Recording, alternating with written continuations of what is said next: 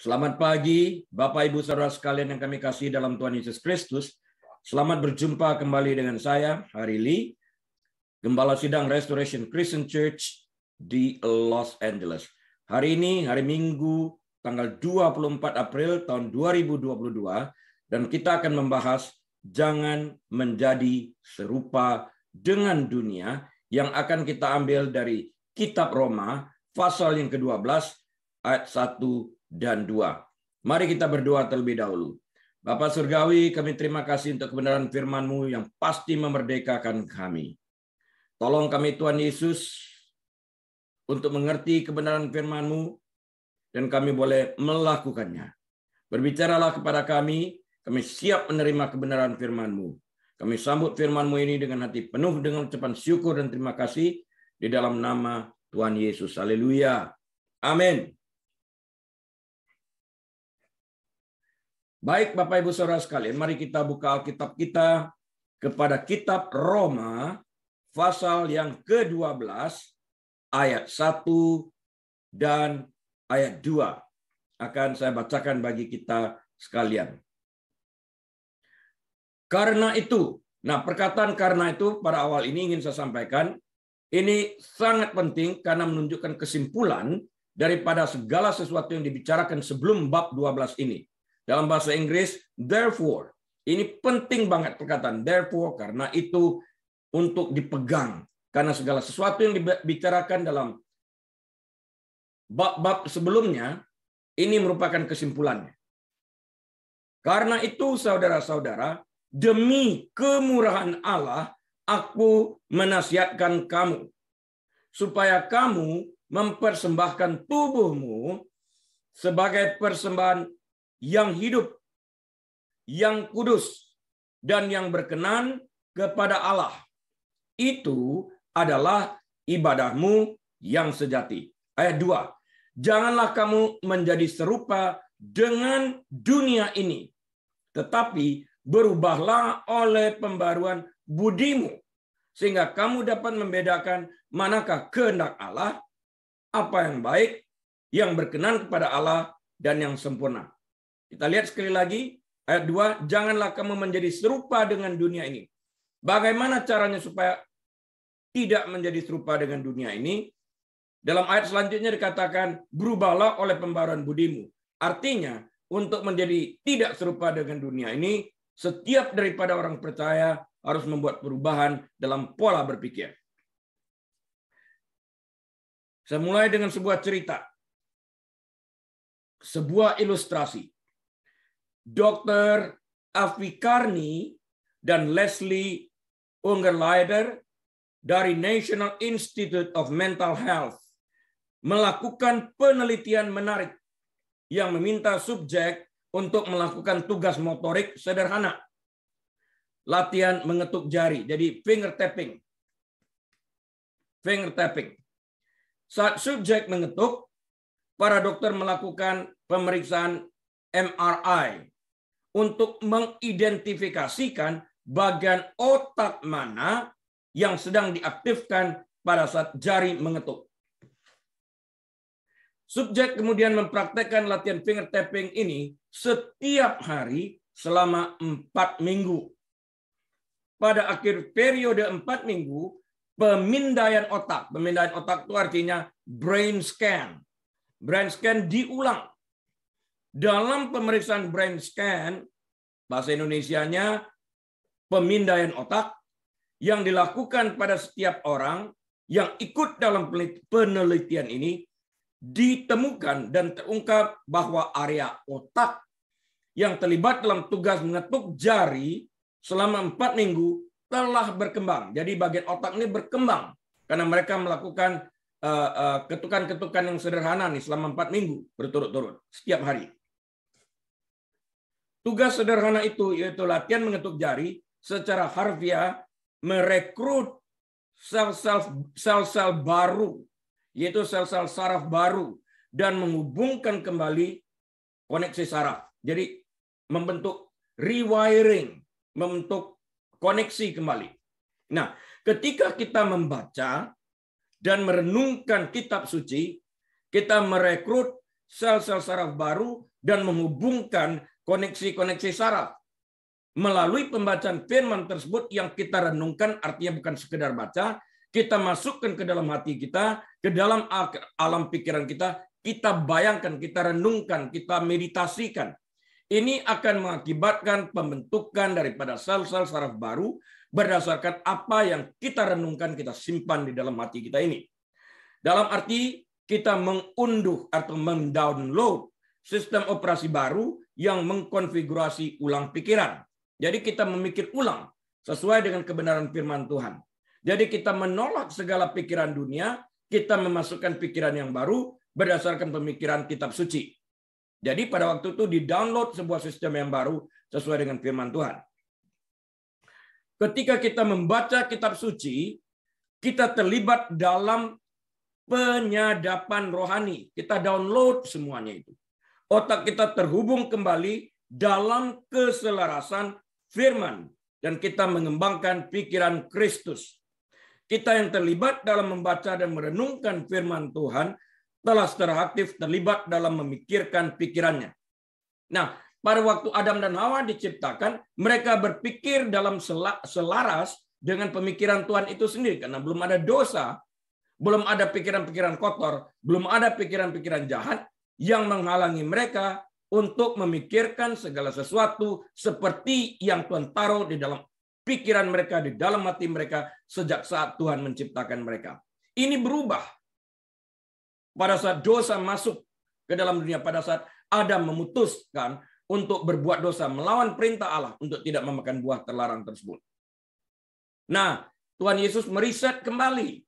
Nah, kita diberikan firman. Nah, melalui firman ini atas perenungan kita dapat mengembalikan cita-cita Tuhan semula, rencana awal semula untuk berpikir seperti Tuhan berpikir. Karena itulah Rasul Paulus berkata, kami memiliki pikiran Kristus.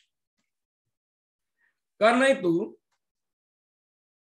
kita perlu berhati-hati di dalam memikirkan apa yang kita izinkan untuk tinggal dalam pikiran kita.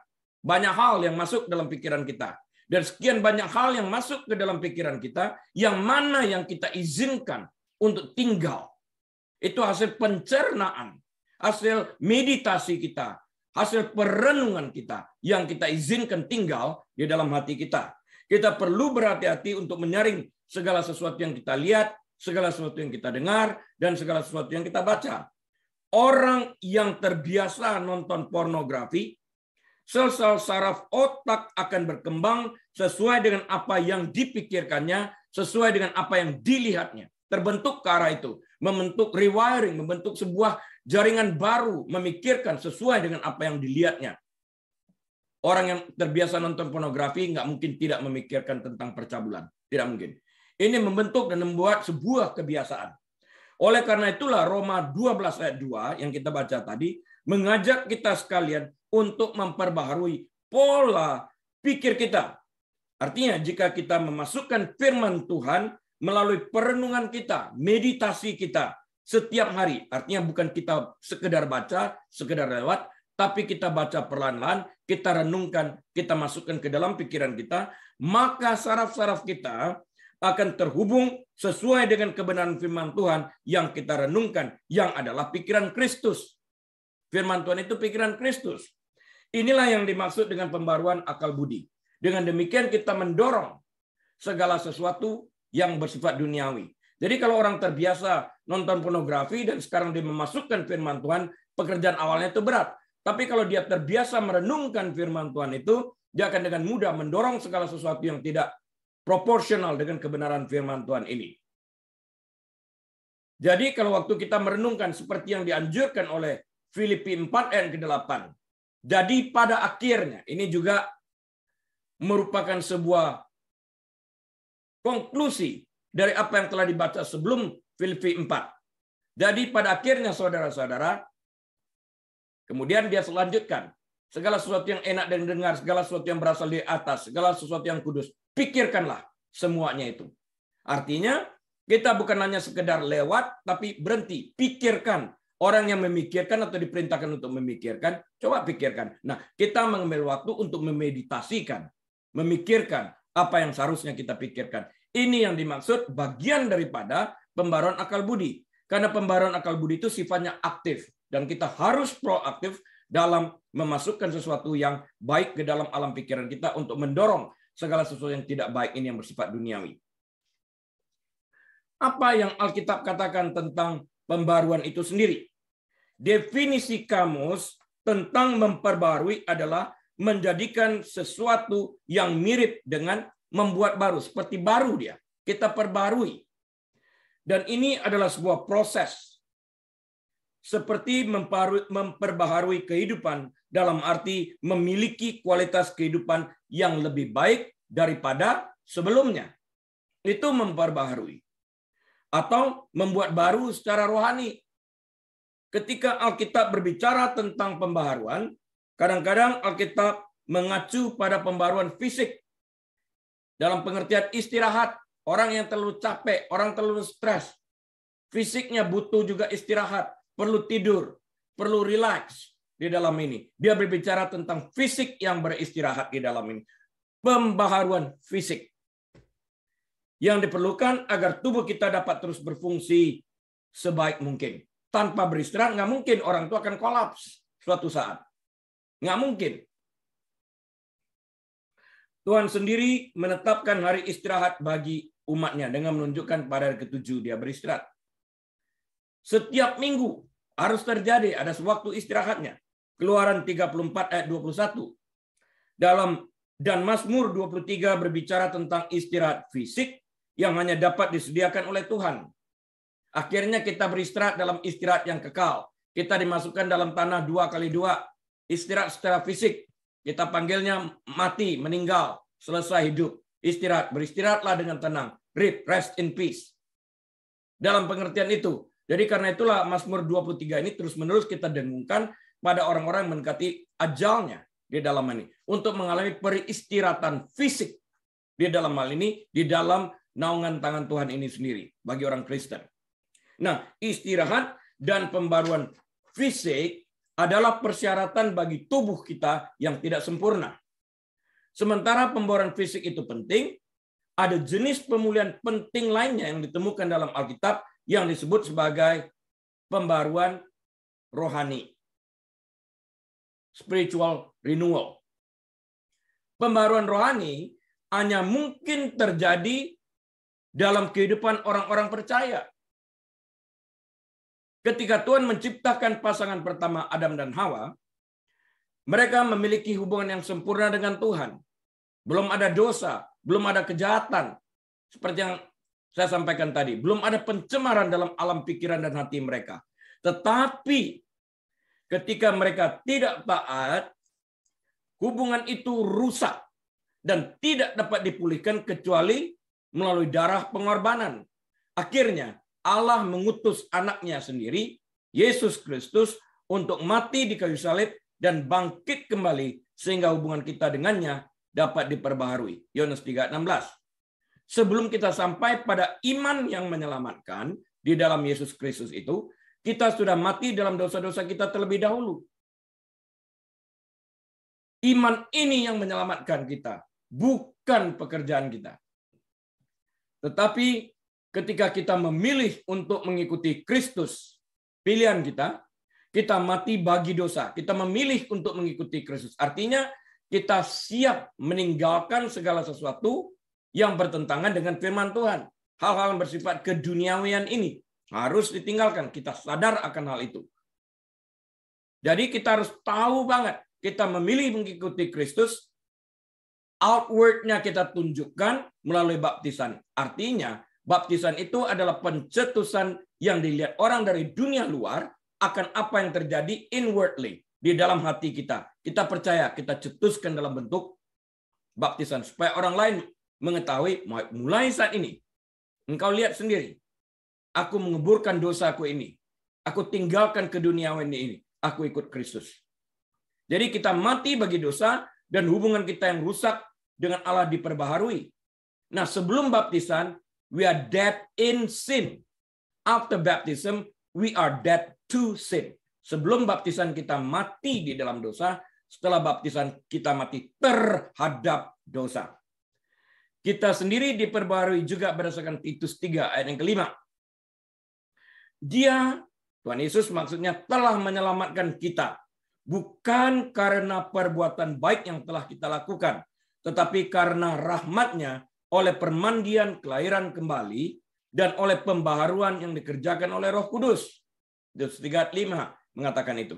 Meskipun kita tidak akan mencapai kesempurnaan sampai kita berada di surga bersama Tuhan, itu glorification, absolute righteousness, Roh Kudus segera memulai pekerjaan dalam kehidupan kita yang akan dimulai dan diselesaikan pada hari itu, yaitu pada saat kita menerima Yesus Kristus.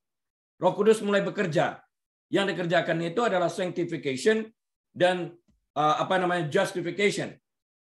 Sanctification terlebih dahulu. He made us righteous dan kemudian he declared us righteous. Justification. Sedangkan glorification nanti, kesempurnaan itu di surga. Nah, saya ulang. He first made us righteous. Ini yang disebut sebagai sanctification. Then he declared us righteous, justification. Then finally, we will experience glorification in heaven, total righteousness. Pembaharuan adalah proses berkelanjutan. Bagi orang-orang percaya, 2 Korintus 4 ayat yang ke-16. Karena orang percaya masih rentan terhadap dosa, pembaharuan budi setiap hari merupakan bagian yang penting dari kehidupan orang percaya untuk hidup mencerminkan Kristus. Setiap hari harus mencerminkan Kristus. Orang-orang percaya dipanggil untuk dipisahkan dari budaya duniawi di sekitar mereka. Sekalipun orang percaya hidup di dunia, tetapi mereka bukan dari dunia. You are not of the world. Itu firman Tuhan. Bisa dibaca nanti Yohanes 15 ayat 19. Efesus 4 ayat 17 sampai 24. We are still in the world and yet we are not of the world. He chose us out of the world so we can live solely for him. Kita adalah umat Allah yang kudus. 1 Petrus 2 ayat 9. Dan sebagai umat Allah, sudah barang tentu kita tidak berpegang kepada nilai-nilai dunia di sekitar kita. Alkitab jelas mengatakan barang siapa bersahabat dengan dunia, ia menjadikan dirinya seteru atau lawan Allah. Ini dimungkinkan oleh pembaruan akal budi kita, pembaruan alam pikiran kita, pola pikir kita. Janganlah kamu menjadi serupa dengan dunia ini. Tadi kita baca itu. Tetapi berubahlah oleh pembaruan budimu, sehingga kamu dapat membedakan manakah kehendak Allah. Kapan terjadi ini? Setelah akal budi kita ini diperbarui. Apa yang baik, yang berkenan kepada Allah, dan yang sempurna. Jadi dikatakan ini jangan menjadi serupa dengan dunia. Bagaimana caranya? Dengan merubah pola berpikir. Pada saat pola berpikir kita rubah, kita akan tahu yang mana yang merupakan kehendak Allah yang baik, yang setara dengan firman Tuhan itu sendiri. Roma 12 ayat 2. Pembaruan pikiran kita dimungkinkan melalui membaca dan merenungkan firman Tuhan. Melalui firman-lah kita dikuduskan seperti yang disampaikan oleh Yohanes 17 ayat yang ke-17. Orang-orang percaya memiliki pikiran Kristus melalui perenungan firman Tuhan. Karena mereka merenungkan firman Tuhan itu. Mereka merenungkannya siang dan malam, artinya senantiasa sesuai dengan Yosua 1 ayat yang ke-8. Sehingga mereka dapat melihat hal-hal duniawi sebagaimana Kristus melihatnya. Ketika kita terbiasa memusatkan pikiran kita pada Kristus dan hal-hal yang di atas, maka pikiran kita akan terbentuk sesuai proses pembaruan.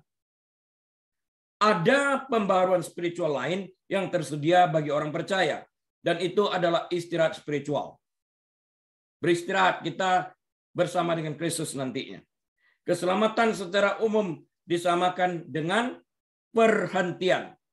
Kita sudah selesai di dunia ini, berhenti. Peristirahatan atau perhentian yang diberikan kepada kita semata-mata disebabkan karena kita percaya kepada Kristus. Kita sudah berhenti dari berjuang di dunia ini. Bukan Itu bukan pekerjaan kita. Kristus yang membantu kita melalui Roh-Nya yang kudus melalui iman kita. Di dalam hal ini. Ibrani 4 ayat 1 sampai 11. Kita juga membutuhkan istirahat dan pembaruan rohani dari hari ke hari, setiap hari. Sama seperti tubuh kita membutuhkan istirahat fisik. Perawatan jiwa ini hanya dapat terjadi ketika kita fokus pada Tuhan dan mengandalkan kekuatan Tuhan itu semata-mata untuk menopang kita. Sesungguhnya Allah adalah penolongku. Tuhanlah yang menopang aku. Kata pemazmur seperti yang tertulis dalam Mazmur 54 ayat yang keempat.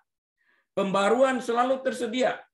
Ketika kita berdosa, kita dapat menerima pengampunan. Kita diperbarui kembali melalui pengampunan. 1 Yohanes 1 ayat 9. Ketika kita kehilangan sukacita, kita dapat berdoa agar sukacita itu dipulihkan kembali. Mazmur 51 ayat yang ke-12. Ketika Yesus di bumi, dia sering menyendiri untuk berdoa kepada Tuhan. Markus 1 ayat 35 misalnya. Berkomunikasi dengan Bapaknya adalah cara bagi Yesus untuk recharge atau mengisi ulang kembali tenaganya dan bersiap-siap untuk melakukan pekerjaan yang sedang dia lakukan.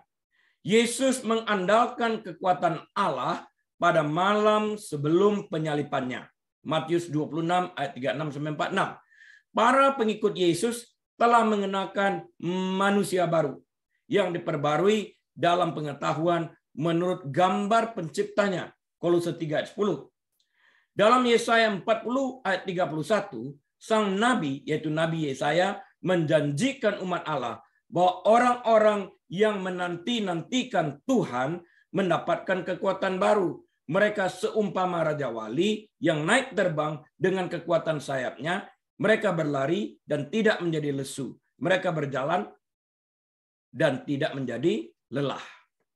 Kapanpun kita mulai lelah secara rohani, kadang-kadang kita sebutnya burnout, capek.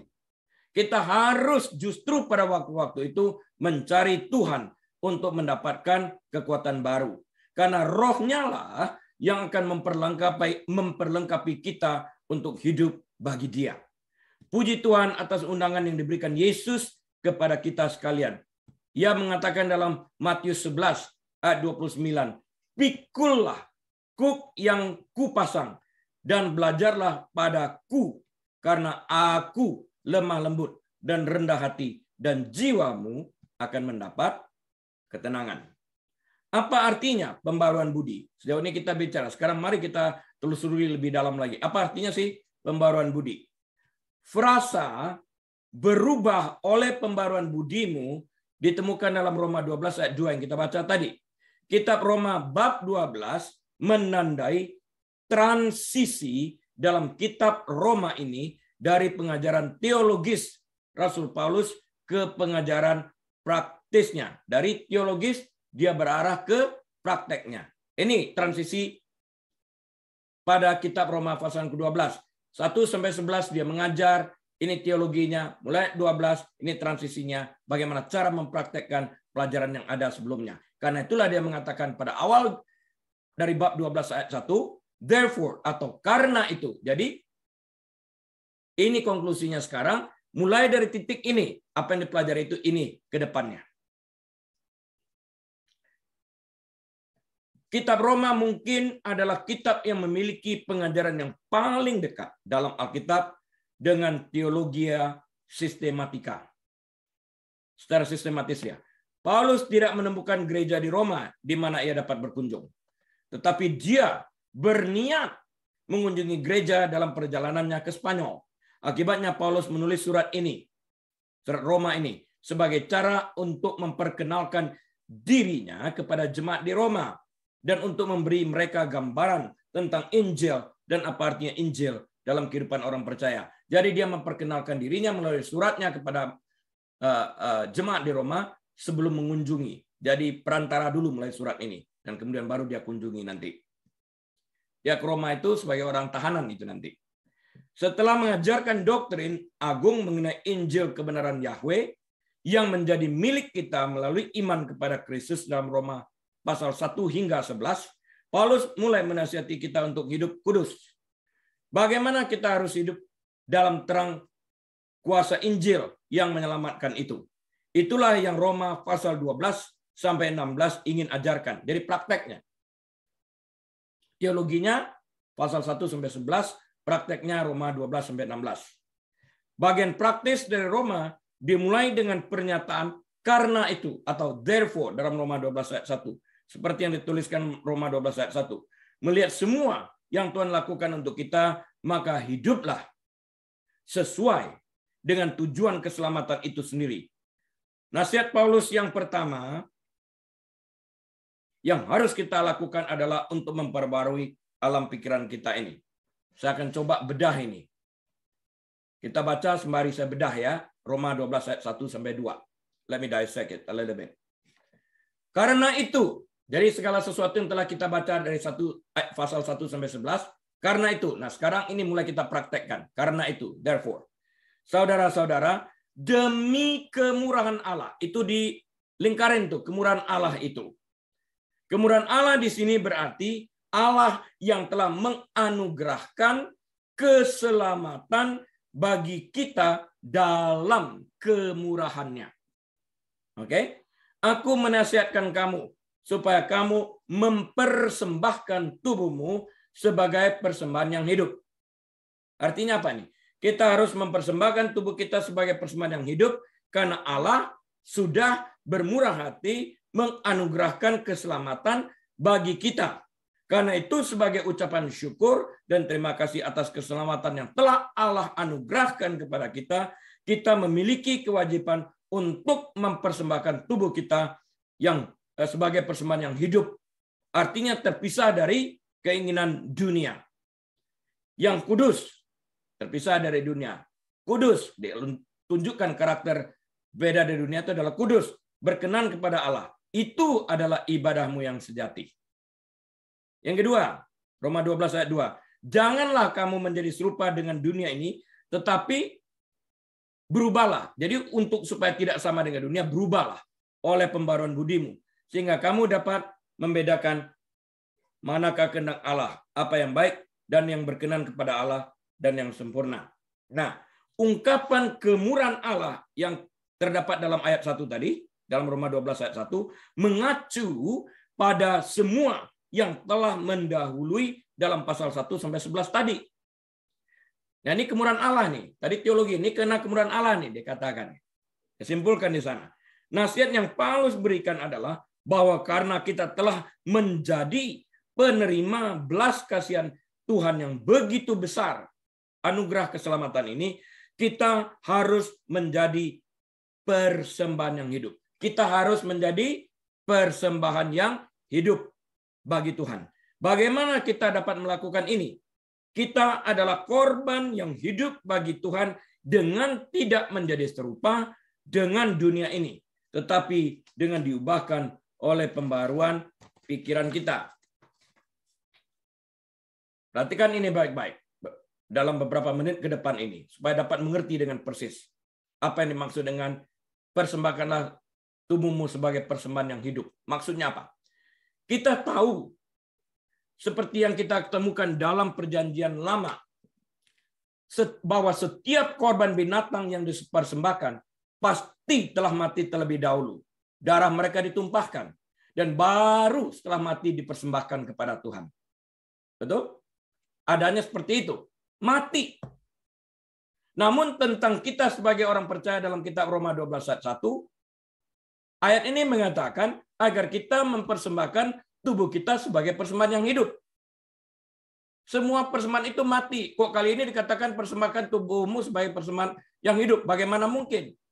Hal ini hanya mungkin terjadi jika kita telah terlebih dahulu mematikan kehendak dan keinginan daging kita agar tubuh kita benar-benar dapat dipersembahkan sebagai persembahan yang hidup, yang kudus, dan yang berkenan kepada Tuhan.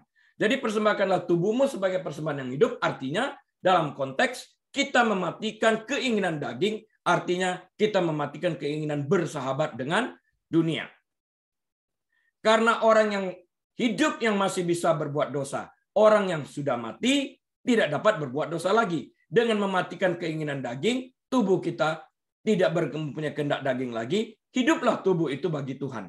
Itu artinya mempersembahkan tubuhmu sebagai persembahan yang hidup, yang kudus, dan yang berkenan kepada Allah. Dengan memisahkan diri daripada kehendak daging dan dunia ini. Nasihat ini benar-benar berfungsi sebagai pernyataan dalam bentuk ringkasan dari semua tulisan. Artinya summary statement dalam hal ini dari semua tulisan yang menyusul setelah itu. Korban yang hidup bagi Allah adalah korban yang tidak serupa dengan dunia ini. Tidak serupa dengan dunia ini. Tetapi korban yang sudah mengalami perubahan dalam pola pikirnya. Pikiran kita tidak lagi sejalan dengan dunia. Pikiran kita yang memiliki pikiran Kristus itu sejalan dengan Alkitab.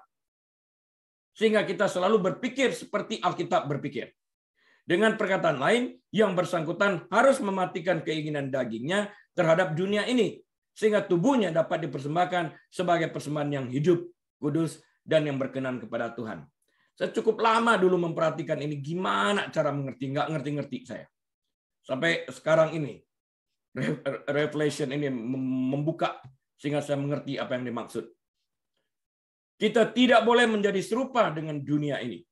Paulus menggunakan kata dunia di sini untuk merujuk pada semangat zaman. Dunia berubah, dan makin hari makin jelek, makin hari makin bobrok sebelum Tuhan menghancurkan dunia ini mengganti dengan sesuatu yang baru, Yerusalem baru. Dengan kata lain, dunia mengacu pada pandangan dunia populer yang menolak Tuhan dan wahyunya. Makin hari makin jahat. Karena orang menolak Tuhan. Coba bayangin sekarang, apa yang hari-hari yang kita lihat ini tentang kejahatan ini meningkat di mana-mana. Tentang pola pikir yang makin hari makin jahat. Menjauhkan diri dari Tuhan. Sebagai orang yang tidak percaya, kita secara alami menjadi serupa dengan dunia. Bagi orang yang tidak percaya, mereka harus serupa dengan dunia. Bagi orang percaya, mereka memiliki pikiran Kristus karena mereka memiliki firman Tuhan, maka cara berpikirnya akan berbeda dengan dunia. Sebagai orang percaya, kita tidak lagi menjadi serupa dengan dunia ini. Kita sudah selesai, kita meninggalkan pola pikir dunia. Karena kita bukan lagi milik roh zaman ini. Kita telah dipindahkan dari kuasa kegelapan ke dalam kerajaan anaknya yang kekasih, Kolose 1 ayat 13. Oleh karena itu, daripada terus menyesuaikan diri dengan dunia ini, kita harus diubahkan melalui pembaruan budi kita, melalui pembaruan pikiran kita, merubah pola pikir kita. Dengan demikian, hidup kita akan berubah seiring dengan perubahan pola pikir kita ini. Menarik untuk dicatat bahwa Paulus berkata bahwa kita harus mengalami perubahan oleh pembaruan pikiran. Tanpa pikiran kita diperbarui, tidak ada perubahan. Karakter pun tidak berubah. Pikiran adalah kunci kehidupan kekristenan. Alasan mengapa orang non-Kristen tidak menanggapi kebenaran Kristen adalah karena mereka tidak dapat membedakan kebenaran rohani. 1 Korintus 2 ayat 14. Injil adalah panggilan bagi orang yang tidak percaya untuk bertobat. Jadi Injil itu adalah panggilan bagi orang yang tidak percaya untuk bertobat dari dosanya dan memeluk Kristus dengan iman. Kata Yunani yang diterjemahkan dari pertobatan mengandung pengertian perubahan pikiran, metanoia. Berubah berpikir. Kalau jalan dosa itu ke utara, metanoia, dia U-turn mengarah ke selatan, jalan kekudusan. Berbeda. Putar balik. Pemikiran kita harus diubah. Harus mengalami transformasi. Dari cara berpikir lama yang tidak kudus, menjadi cara berpikir yang baru dan kudus. Apa yang kita ketahui dalam pikiran kita sebagai kebenaran, membentuk keyakinan dalam hati kita untuk kebenaran itu. Dan keyakinan itu di dalam hati kita diterjemahkan ke dalam bentuk tindakan. Oleh karena itu pertama-tama kita harus memperbarui pikiran kita. Nah, waktu pikiran kita telah diperbarui, kita menempatkan kepercayaan kita kepada pemikiran baru ini, maka kita bertindak sesuai dengan pola pikir yang baru ini. Itulah pembaruan akal budi. satu-satunya cara untuk menggantikan kesalahan cara berpikir yang bersifat duniawi adalah dengan menggantikannya dengan kebenaran firman Tuhan. Dan satu-satunya sumber kebenaran Tuhan yang sempurna adalah firman-Nya yang diwahyukan, yaitu Alkitab. Transformasi melalui pikiran yang diperbarui datang ketika orang percaya memaparkan diri mereka pada firman Tuhan melalui eksposisi yang setia setiap minggu di gereja. Studi Alkitab pribadi dapat juga merubah pola berpikir kita, dan studi Alkitab kelompok demikian juga. Gereja yang kokoh, yang percaya akan pemberitaan firman, membaca firman, dan menyajikan firman sangat berharga dalam membantu kita memperbaharui alam pikiran kita, akal budi kita, pola berpikir kita. Jadi harus cari gereja yang solid dalam mengajarkan kebenaran firman Tuhan. Tidak ada jalan pintas, tidak ada formula ajaib untuk memperbarui pikiran kita. Kita harus mengisi pikiran itu dengan firman Tuhan. Masing-masing mempunyai tanggung jawab. Acts 17:11 kan, periksa firman Tuhan setiap hari. Itu setiap orang harus melakukan itu. Saat Yesus berdoa kepada Bapanya, tertulis dalam Yohanes 17 ayat 17, kuduskanlah mereka dalam kebenaran. Firman-Mu adalah kebenaran. Jadi kita harus bergaul dengan firman itu agar dapat dikuduskan roh, jiwa, tubuh kita. Karena firman itu mempunyai power untuk mengubah kita. Dengan demikian, kita harus secara sadar memahami bahwa sekalipun kita berada di dunia, karena kita hidup di dunia ini, namun kita bukan dari dunia ini. Karena Yesus telah memilih kita dari dunia ini. Dan Yesus berdoa agar Allah Bapa menguduskan kita dalam firman-Nya yang adalah kebenaran, yang barusan kita kutip bersama-sama dalam Yohanes 17 ayat 17 tadi. Karena Yesus telah memilih kita dari dunia ini, sudah seharusnya kita tidak hidup menurut pola pikir dunia. Dan jangan izinkan dunia membentuk pola pikir kita sesuai dengan cetakan dunia. Tapi sebaliknya, kita harus senantiasa memperbarui pola pikir kita sehingga kita hidup sesuai dengan kebenaran firman Tuhan. Pada akhirnya, kita akan memiliki pikiran Kristus. Semuanya ini dimulai dengan merenungkan firman Tuhan siang dan malam seperti yang tertulis dalam Yosua 1 ayat 8. Dalam arti selalu berpikir seperti Kristus berpikir. Alkitab, agar kita dapat berpikir seperti Kristus berpikir, kita harus mampu mengendalikan pikiran kita, dan hal ini dapat dicapai melalui perenungan firman Tuhan. Bayangkan, 400 tahun, kita tahu dari kitab Perjanjian Lama, orang Israel mengalami perbudakan di bawah kekejaman Firaun, dan kemudian dikeluarkan oleh Tuhan di bawah pimpinan Musa. Mudah kan? Tetapi yang tidak dapat Tuhan lakukan itu adalah bahwa orang Israel ini membawa Mesir di dalam pikiran mereka. Mereka tidak merubah pola pikir mereka. Karena itulah pada awalnya Tuhan membawa mereka jalan yang berputar agar mereka tidak bertemu dengan orang Filistin yang menimbulkan perang. Sedang pola pikir mereka adalah pola pikir budak. Sehingga mereka sudah secara mental masih memiliki mental budak, mereka dikalahkan. Tuhan mengajak, Tuhan melatih mereka. Tapi adalah tanggung jawab mereka untuk merubah cara mereka berpikir, karena mereka sekarang bukan lagi di Mesir. Mereka sudah bebas. Harus berpikir dalam alam kebebasan itu sendiri. Bukan berpikir seperti seorang budak berpikir. Tapi harus berpikir seperti seorang merdeka. Kita telah dibebaskan dari budak dosa oleh kematian dan kebangkitan Kristus. Karena itu kita harus mengambil dari posisi sebagai orang merdeka dari dosa, berpikir sebagai seorang yang dikuduskan dalam kebenaran firman Tuhan. Jadi kita tidak akan kembali kepada pemikiran-pemikiran dunia. Titik. Itu yang paling penting kita ingatkan. Bagaimana kita bisa mengendalikan pikiran kita? Saya sering mendapatkan pertanyaan seperti ini. Banyak orang Kristen bergumul dengan masalah ini. Terutama di dunia kita yang sangat berteknologi tinggi. Tetapi mengendalikan pikiran itu sangat penting. Kita harus benar-benar mampu mengendalikan pikiran kita. Amsal pasal yang keempat ayat 23 mengatakan sebagai berikut. Jagalah hatimu dengan segala kewaspadaan hati.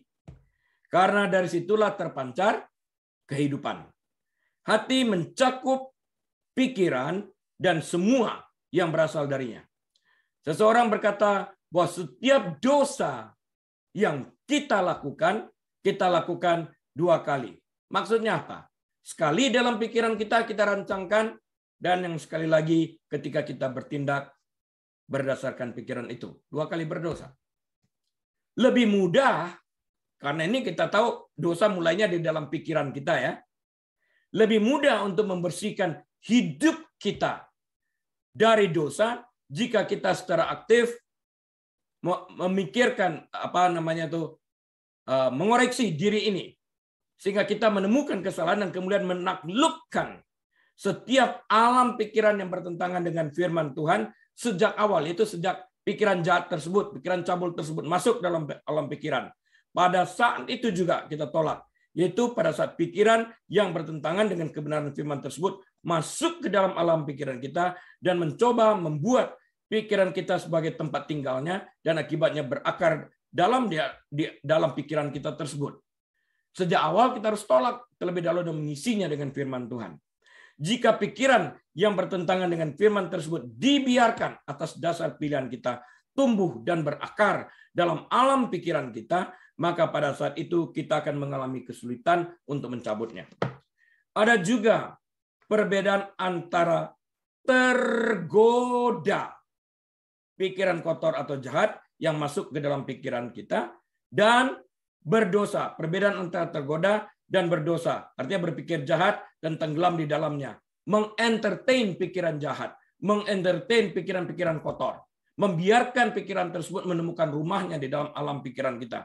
Ini tabiat dosa, bukan lagi tergoda. Godaan pada awalnya dan kemudian kita izinkan tinggal di dalam hati kita. Penting untuk dipahami bahwa ketika sebuah pikiran kotor atau jahat memasuki pikiran kita, kita memeriksanya berdasarkan firman Tuhan dan menemukan apakah kita harus melanjutkan jalan itu atau menolak pikiran itu dan menggantinya dengan pikiran lain. Ingat Roma 12 ayat 1 dan 2 tadi, jika kita memasukkan firman Tuhan, kita dapat mempersembahkan hidup kita sebagai persembahan yang hidup, sehingga kita mengerti mana kehendak Allah yang kudus dan berkenan kepada Tuhan. Ini dia. Jika kita telah membiarkan suatu kebiasaan terbentuk dalam kehidupan pola kita berpikir, dia membentuk karakter di dalam kehidupan kita. Akan menjadi lebih sulit untuk mengubah jalan pikiran atau pola pikir seperti itu. Bahkan seperti sulitnya mengeluarkan mobil dari lubang yang dalam, yang penuh dengan lumpur, dan menuju trek yang baru. Sulit kan? Dia berputar-putar di sekitar lumpur itu. Berikut adalah beberapa saran Alkitabiah untuk mengendalikan pikiran kita dan menyingkirkan pikiran yang salah. Caranya seperti apa? Kalau kita berhenti sampai di sini, caranya belum terselesaikan. Nah, ini cara yang kita ambil dari Alkitab. Bagaimana cara kita menyingkirkan pikiran-pikiran yang tidak setara dengan firman Tuhan. 1, tadi kita sudah berbicara tentang merenungkan firman Tuhan ya. Tetap berada dalam firman Tuhan. Sehingga ketika pikiran berdosa memasuki pikiran kita dalam bentuk godaan, kita akan dapat mengenali apa adanya dan tahu jalan apa yang harus diambil. Contoh dari Alkitab. Yesus di padang gurun dalam Injil Matius pasal yang keempat menanggapi setiap godaan yang setan berikan. Dia hadapi dengan firman Tuhan, dan firman Tuhan yang dikutip Tuhan Yesus sesuai dengan godaan yang diarahkan kepadanya. Jadi Yesus tidak membiarkan dirinya tergoda, tapi dengan segera menyingkirkan godaan yang ada dengan mempergunakan firman Tuhan. Dengan demikian, jiwanya tetap terawat kudus. Dia dapat mempersembahkan tubuhnya sebagai persembahan yang hidup dan kudus yang berkenan kepada Allah. Ketika tergoda untuk memenuhi kebutuhan fisiknya, Yesus ditantang oleh setan untuk mengubah batu menjadi roti, kebutuhan fisik. Yesus mengutip firman tentang pentingnya mengandalkan Tuhan dan bahwa manusia bukan hanya hidup dari roti saja, tapi dari setiap firman yang keluar dari mulut Allah. Ini setara. Kita nggak bisa mengatakan, ayo rubah batu menjadi roti. Lantas kita berdoa, Bapa surga, doa Bapa kami. Saya kok mendadak lupa doa Bapa kan. Heavenly Father. Apa ya? Doa Bapa kami. Dikuduskan namamu. Ya, itu saya ingat sekarang. Dikuduskan namamu. Kok bisa lupa ya? Aneh juga. Oke, nanti kembali lagi dia. Saya akan ulang. Embarrassing. Sangat memalukan. That's okay. Ketika dicobai untuk menguji Tuhan, untuk melihat apakah Tuhan benar-benar ada dan akan menepati janji-janjinya, yaitu pada saat Yesus diminta untuk menjatuhkan dirinya dari hubungan bait Allah, Yesus menanggapi dengan bagian-bagian yang menekankan pentingnya percaya kepada Tuhan tanpa harus melihat Tuhan mendemonstrasikan kehadirannya. Sesungguhnya Tuhan itu maha hadir. Yesus mengatakan kepada iblis dalam Matius 4 ayat 7, janganlah engkau mencobai Tuhan Allahmu. Yesus disuruhkan, jatuhkanlah kau jika engkau sungguh anak Allah, karena tentang engkau tertulis, jatuhkanlah dirimu, karena dia akan memerintahkan malaikat untuk menatang engkau di atas tangannya. Yesus katakan, jangan engkau mencobai Tuhan Allahmu. Dia tidak perlu mendemonstrasikan kehadiran Allah di sana. Dia percaya Allah akan menolong. Tapi kita tidak pernah boleh mencobai Tuhan di dalam konteks ini. Ketika tergoda untuk menyembah setan, untuk mendapatkan kemuliaan dunia, Yesus mengusir setan dengan mengatakan, enyalah engkau iblis. Dan ia mengutip firman yang mengatakan bahwa kita harus melayani dan menyembah Tuhan saja. Konteksnya adalah, segala sesuatu yang kau lihat ini, waktu Yesus berada di pegunungan yang tinggi itu, di bawah sana itu, on top of the hill, ini semua sudah diberikan kepadaku, kata setan. Jika engkau mau sujud menyembah, semuanya aku berikan. Yesus katakan, hanya kepada Tuhan saja engkau harus sujud menyembah. Kemudian dia usir, enyalah engkau iblis. Dan iblis meninggalkan dia. Mengutip kitab suci, pada saat pencobaan, bukanlah sebuah mantra. Bukan. Melainkan bertujuan untuk mengarahkan pikiran kita untuk mengarahkan pikiran kita ke jalur Alkitabiah dan menghadirkan kuasa Tuhan yang terdapat dalam firman yang kita ucapkan dengan iman itu. Dan kita perlu memiliki firman Tuhan dalam hati kita untuk mencapai hal ini. Hal ini dapat kita capai melalui perenungan firman Tuhan seperti yang ditulis dalam Yosua 1:8. Jadi, kita harus memiliki kebiasaan untuk memperkatakan firman Tuhan setiap hari.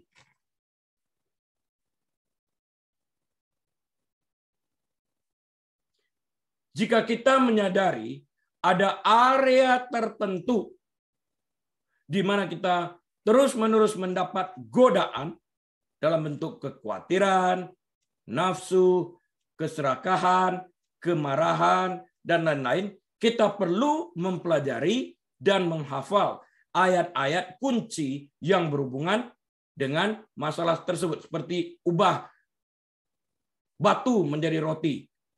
Ayat kuncinya adalah manusia bukan hanya hidup dari roti saja, tapi dari setiap firman yang keluar dari mulut Allah.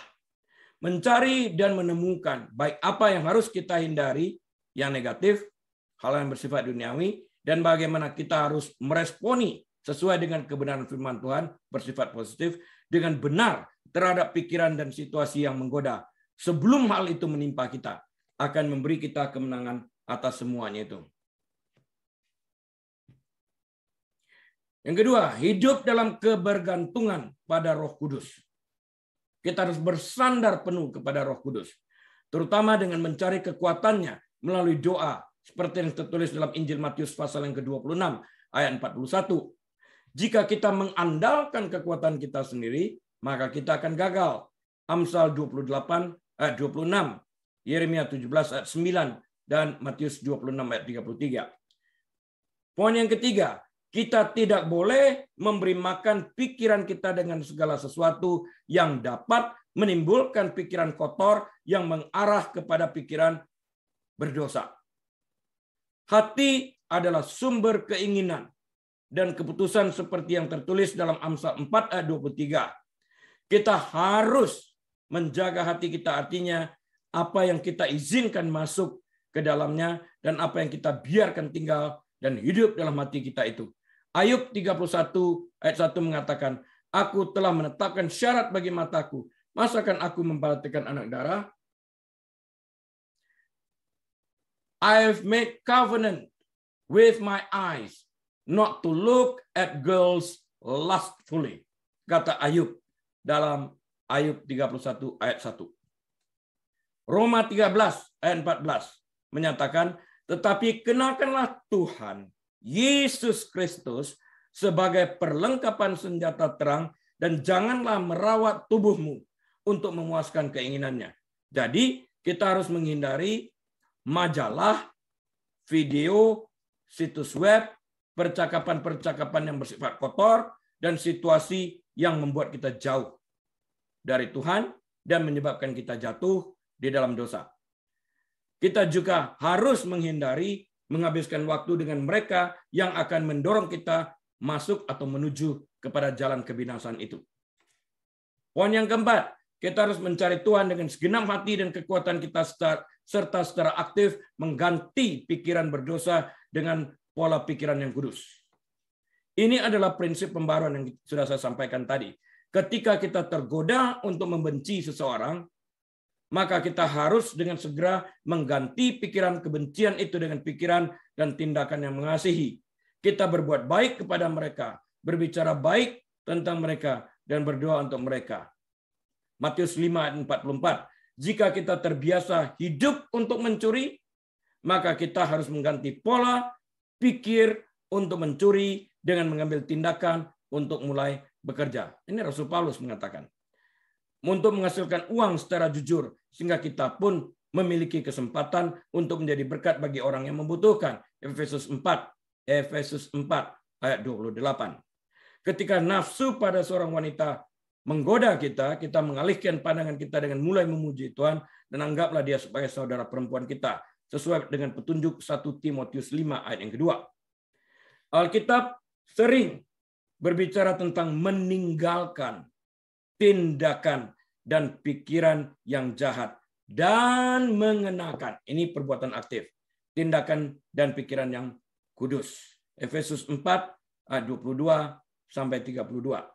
Hanya berusaha menanggalkan pikiran berdosa tanpa menggantikan pikiran itu dengan pikiran yang kudus, maka sesungguhnya kita sedang menghadirkan kesempatan kembali kepada pikiran kotor lainnya untuk masuk. Dengan perkataan lain, setan akan datang dan menaburkan lalangnya. Ya, akan menaburkan gulma di dalam kehidupan kita itu, weeds akan ditaburkan. Matius 12 43 45. 3 minggu yang lalu kita pernah bahas ini. Poin yang terakhir, kita dapat bersekutu dengan orang Kristen lain seperti yang Tuhan maksudkan. Ibrani 10 ayat 24 sampai 25 menyatakan, marilah kita saling memperhatikan supaya kita saling mendorong dalam kasih dan dalam pekerjaan baik. Ayat 25, janganlah kita menjauhkan diri dari pertemuan-pertemuan ibadah kita seperti dibiasakan oleh beberapa orang. Tetapi marilah kita saling menasihati dan semakin giat melakukannya menjelang hari Tuhan yang mendekat. Ini sudah sangat dekat banget kalau kita lihat perubahan dunia. Teman-teman seiman yang akan mendorong kita dalam perubahan yang kita inginkan. Jadi kita berkumpul. Di sini kan di gereja-gereja biasanya kan ada pertemuan kaum ibu, kaum bapak, dan sebagainya yang demikian itu. Berkumpul untuk saling memberikan dorongan, saling menunjang.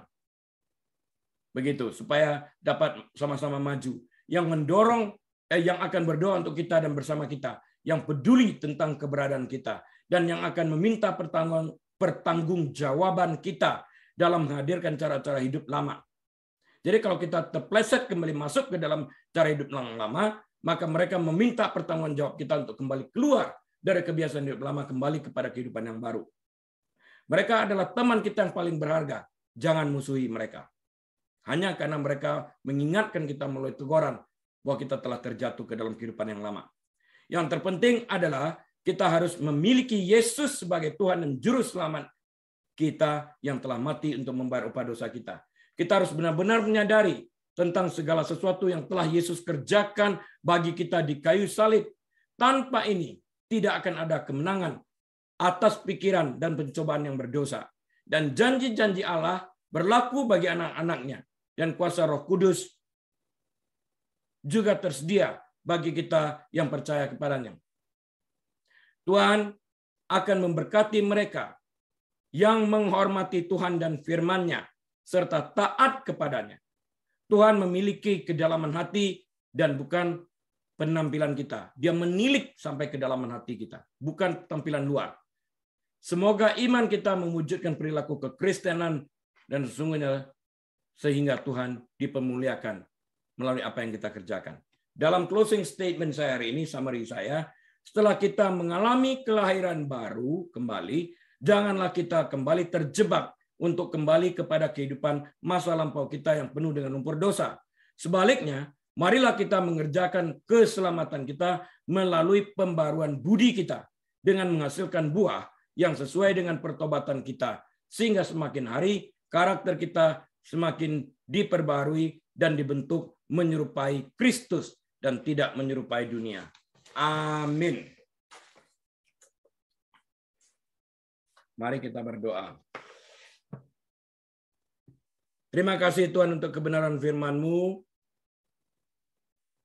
sudah ditaburkan. Biarlah setiap benih firman Tuhan ini boleh tumbuh di tanah yang subur sehingga menghasilkan buah 100 kali, 60 kali, bahkan 30 kali ganda sesuai kebenaran firman Tuhan. Ajarkan kami Tuhan untuk taat kebenaran firman-Mu dengan melakukannya. Terima kasih Tuhan. Teman yang dikasih Tuhan, mari kita angkat tangan dan buka pintu hati kita selebar-lebar dan terimalah berkat Tuhan. Kiranya Bapa Surgawi membuat engkau menjadi kepala bukan ekor, naik dan tidak pernah turun. Diberkati engkau saat engkau masuk, diberkati engkau saat engkau keluar, diberkati bakulmu, diberkati tempat adonanmu, diberkati pekerjaanmu, diberkati pelayananmu, diberkati rumah tanggamu, diberkati segala sesuatu yang engkau kerjakan. Tuhan yang membuat berhasil. Diberkatilah keturunanmu.